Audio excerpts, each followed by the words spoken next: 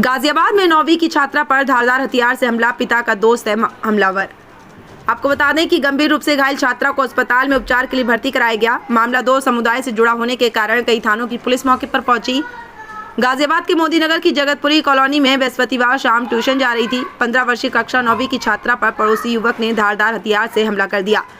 गंभीर रूप से घायल छात्रा को अस्पताल में उपचार के लिए भर्ती किया। गाजियाबाद के मोदी नगर स्थित जगतपुरी कॉलोनी में बृहस्पतिवार की शाम कोचिंग के लिए जा रही थी।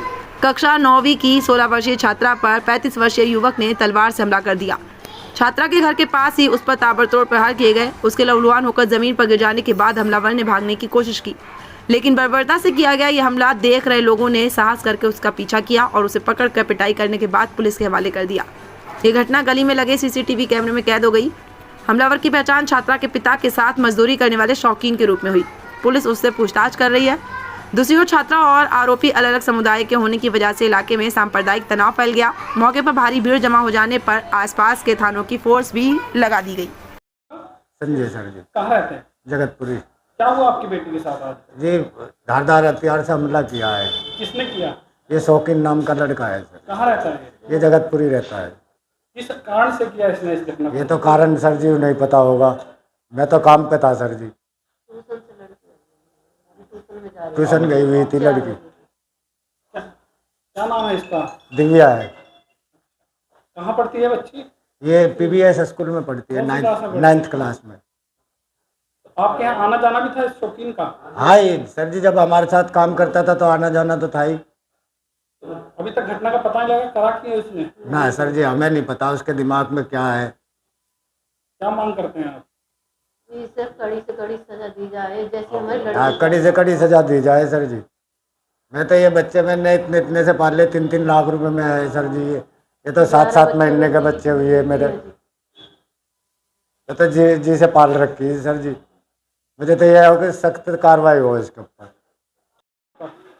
मेरा नाम सिंधिया, कहाँ रहती हैं आप? जगतपुरी में रहती हूँ सर। क्या घटना घटी आज आपके यहाँ पर?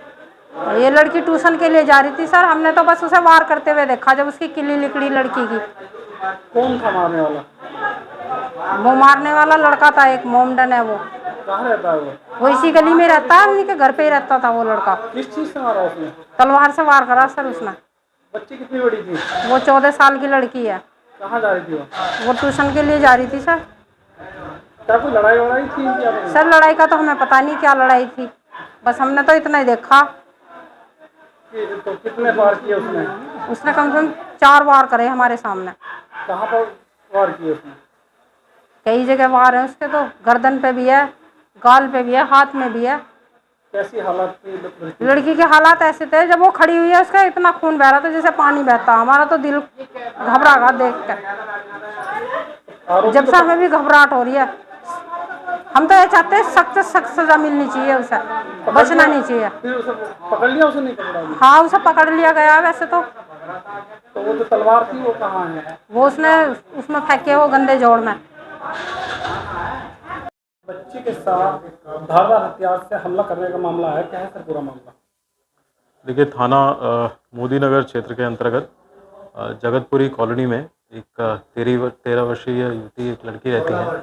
16 वर्षीय एक युवती रहती हैं। उनके पड़ोस में ही रहने वाले एक 35 वर्षीय शौकीन नामक व्यक्ति द्वारा जब ये जो जिसका इनके घर पे खाना पीना था, जो कि इनके पिता के साथ ही मजदूरी का कार्य करता था, उसके द्वारा शाम करीब 3 से 4 बजे के बीच में एक धारदार हथियार से वार करने की सूचना पुलिस को प्राप्त हुई। तत्काल युवती को अस्पताल में भर्ती कराया गया। जो आरोपी है उसको गिरफ्तार किया जा चुका है और कड़ी सी कड़ी धाराओं में मुकदमा पंजीकृत करके उसके विरुद्ध जो भी सख्त से सख्त कानूनी कार्रवाई होगी वो सुनिश्चित की जाएगी। और अभी हमारी प्रायोरिटी जो बच्ची है उसकी स्थिति बिल्कुल सामान्य हो जाए, उसको जो भी बेहतर से बेहतर इलाज संभव है वो मिले, इस पे है। तो जो घटना हुई है, इस घटना के पीछे कारण क्या रहा सामने? देखिए, घटना के पीछे जो अभी कारण है वो भी और विस्तृत रूप से पूछताछ की जा रही है। जब सभी सारे तथ्य प्रकाश में आ जाएंगे तभी वो कारण स्पष्ट हो पाएगा। बताया जा रहा है कि समुदाय विशेष का व्यक्ति है जिसने यह हो गया है, क्या कारण रहा होगा?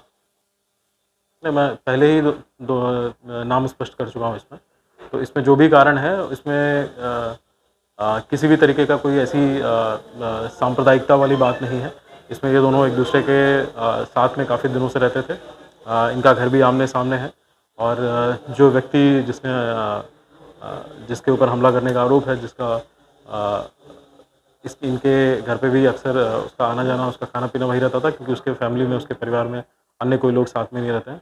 तो ऐसी कोई बात नहीं है जिसमें कि इस तरह की किसी प्रकार का संदेह व्यक्त किया जाए।